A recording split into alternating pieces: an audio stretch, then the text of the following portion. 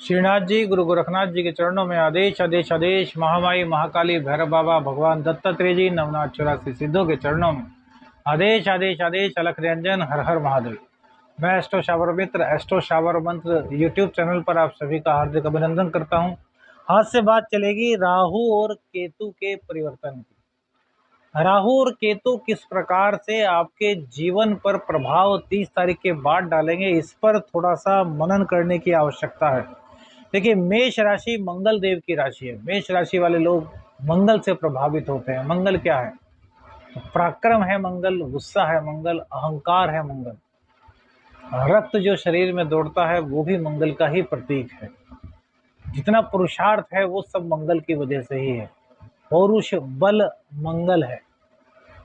आपकी स्फूर्ति, आपकी ताकत, आपके शरीर का जोश वो मंगल है। तो मंगल से मेष राशि वाले पूरी तरीके से प्रभावित रहते हैं। मेष लगन की यदि बात करें तो प्रथम और अष्टम स्थान के स्वामी मंगल देव होते हैं। 30 अक्टूबर को राहु और केतु अपना स्थान परिवर्तित करने वाले हैं। फिलहाल मंगल देव आपके सप्तम भाव में और केतु देव आपके सप्तम भाव में और राहु आपके लग्न में है। अब क्या होगा? अब राहु देवता आपके 12वें स्थान में आ जाएंगे और केतु देवता आपके 6ठे स्थान में आ जाएंगे। राहु की दृष्टि 6ठे स्थान पर होना भैया बहुत अच्छी मानी जाती है। और देखिए, फिलहाल जो स्थितियां बनेंगी, अभी तक क्या था? अभी तक राहु ने आपके दाम्पत्य जीवन में कहीं ना कहीं दिक्कतें पैदा की होंगी। राहु की वजह से बहुत से लोगों के दाम्पत्य जीवन मेष राशि वालों के टूटने की कगार पर होंगे या टूट चुके होंगे। राहु ने अब तक आपके ज्ञान को भी कहीं ना कहीं दिग्भ्रमित किया होगा। आपकी सोसाइटी गलत होगी, आप यह चीज मानते होंगे कि हाँ, मैं गलत चला हूँ।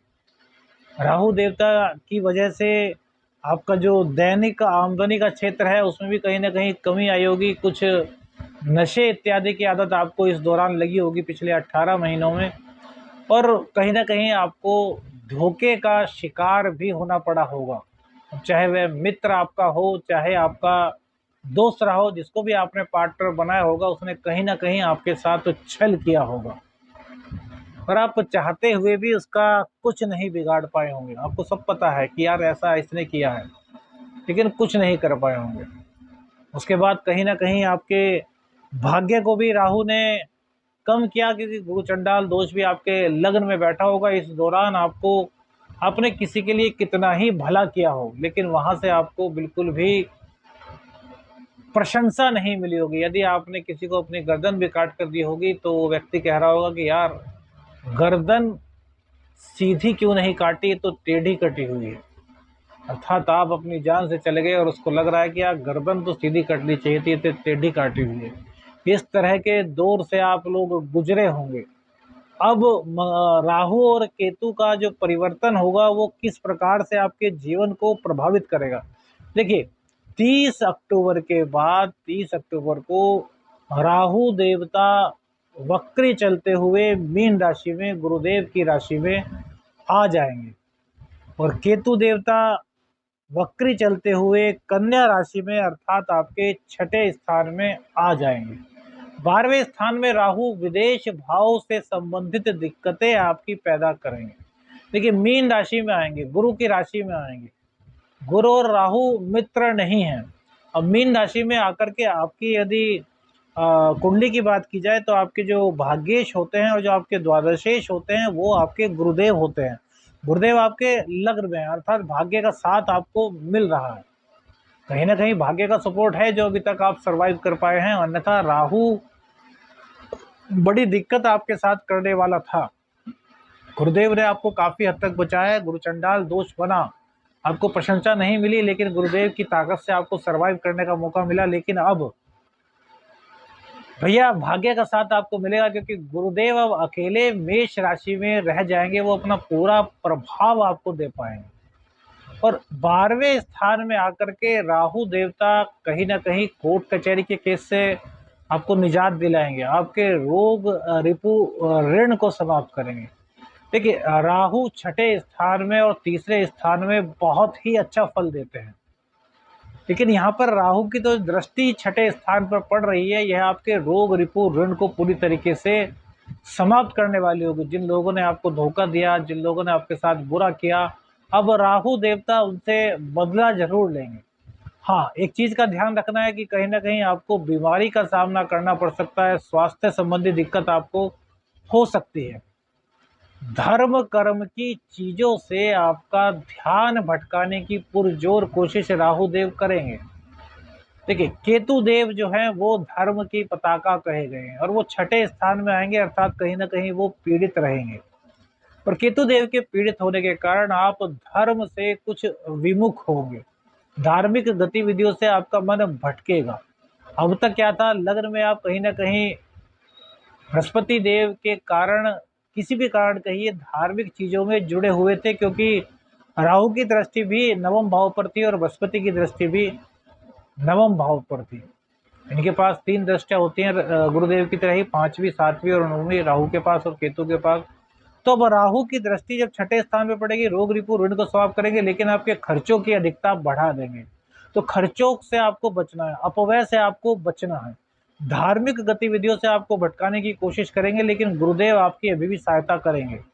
उसके बाद गुरुदेव जब वृषभ राशि में चले जाएंगे तब तो अष्टम से संभव बना करके आपको धार्मिक गतिविधियों में काफी जोड़ेंगे, लेकिन इस वक्त कहीं ना कहीं भटकाव का माहौल आपके जीवन में धार्मिक गतिविधियों को लेकर के आएगा। तो आपको इन चीजों को नजरअंदाज करना है, आपको अपने कर्तव्य पद पर आगे बढ़ना है। अब इनकी जो दृष्टि है वो पड़ेगी भैया 5वीं दृष्टि राहु की आपके घर पर, यानी कि चंद्र को कहीं ना कहीं ये पीड़ित करेंगे। चंद्र देवता कारक हैं सुख के, और राहु चंद्र को ग्रसित कर लेते हैं, और सुख स्थान पर राहु की दृष्टि पड़ना आपके घर में कहीं ना कहीं कलह का माहौल उत्पन्न कराएगा। अब यहाँ पर राहु से बचने के लिए आपको क्या करना है, देखिए हमने बताया कि कलह का माहौल उत्पन्न होगा, माता से आपका कुछ झगड़ा हो सकता है, माता का स्वास्थ्य खराब हो सकता है, घर में अशांति का माहौल रहेगा, जिससे कि आप घर से बाहर अधिक रहना पसंद करेंगे, या आपको ऐसा लगेगा कि घर से बाहर मेरे को सुकून मिलता है, इस तरह की चीजें ये पैदा करेंगे। तो आपको क्या करना है, आपको भैरव बाबा की शरण में रहना है और भैरवाष्टकम का पाठ करना है। देवराज्य सैव्यवान पावनाग्नि पंकजम व्याल यज्ञ सूत्र बिंदु शेखरम कृपा कलम नारदादि योगी विंद वंदितम दिगंबरम काशिका पुरादिनाथ काल भैरवम भजे। इस स्तोत्र का 8 स्तोत्र, इस स्तोत्र में 8 श्लोक हैं, इनका नियमित रूप से आप जाप कीजिए तो राहु की पीड़ा से आप पूरी तरीके से बच जाएंगे। घर में कलह नहीं होगी, घर में अशांति नहीं होगी, माँ का स्वास्थ्य भी ठीक रहेगा। चंद्र ग्रहण की जो स्थिति, चंद्र ग्रहण हम क्यों कह रहे हैं, क्योंकि चतुर्थ भाव जो है उस पर इनकी दृष्टि पड़ रही है और वहां के कारक आपके चंद्रदेव हैं। तो इस दिक्कत से आपको थोड़ा सा बचना होगा। इसके बाद इनकी जो दृष्टि पड़ेगी वो पड़ेगी आपके छठे भाव पर, तो यहाँ बहुत अच्छा रहने वाला है। रोग रिपु ऋण का ये सफाया करेंगे पूरी तरीके से। जितने लोगों ने आपको चोट पहुंचाई है, अब कहीं ना कहीं उनको चोट पहुंचेगी राहु की वजह से, क्योंकि पराक्रमी आप हैं, पुरुषार्थ आपके अंदर है, मंगल देव की वजह से, मंगल देव की राशि है। तो हर तरीके से राहु देव छठे स्थान पर दृष्टि डाल करके आपको मोहित करेंगे, आपको बताएंगे कि आपके शत्रु कौन हैं। जिन लोगों ने आपको खून के आंसू रुलाए हैं उनके बारे में स्थिति आपको पूरी रूप से क्लियर कर देंगे और आपको मौका भी देंगे कि कहीं ना कहीं आप देखें कि उनका अंजाम क्या होता है। लेकिन हम यही कहेंगे कि आपको बदला लेने की कोई आवश्यकता नहीं, क्योंकि प्रकृति सब जानती है। आपको तो सिर्फ यह देखना है कि किसने हमारे साथ बुरा किया और आपको उससे सचेत होना है, उससे सावधान होना है, क्योंकि प्रकृति तो भैया निर्णय करे ही करेगी, उसको कोई नहीं रोक सकता। अब इसके बाद इनकी दृष्टि पड़ेगी आपके 8वें स्थान पर। तो 8वें स्थान पर राहु जब आते हैं तो भैया बहुत अच्छी हमारे तरफ से हमने इसका प्रेडिक्शन देखा है। क्या होता है, जो लोग तंत्र मंत्र की दुनिया से जुड़े हुए हैं उनको काफी आगे तक ले जाते हैं। गुरु का साथ नहीं था, गुरु मिल जाते हैं। हालांकि कहीं ना कहीं कुछ ऐसे भी लोग मिलेंगे जो गुरु बनने के लायक नहीं, लेकिन फिर धीरे धीरे जब आप लोग समझेंगे, परखेंगे, तो आपको सदगुरु की प्राप्ति भी हो जाएगी। तंत्र मंत्र विद्या में आप रुचि रखते हैं तो वहां भी आपके लिए काफी लाभकारी होंगे। ज्योतिष, टैरो, हीलिंग्स इस तरह के जो कार्य होते हैं उसमें आपको आगे बढ़ाने का ये पूरी तरीके से कार्य करेंगे। और 12वें स्थान में रह करके खर्चों की अधिकता बढ़ाएंगे। एक चीज और, इनलीगल एक्टिविटीज में बिल्कुल भी प्रतिभाग मत लीजिएगा, अन्यथा 12वें का राहु जेल पहुंचाने में भी सक्षम होता है, जिला कारागार की संभावना बनाता है, राजदंड की संभावना बनाता है। अब देखिए, राहु यहाँ पर बैठ के हमने कुछ नेगेटिव इफेक्ट बताए, लेकिन क्या पॉजिटिव इफेक्ट भी करेंगे? तो बिल्कुल करेंगे।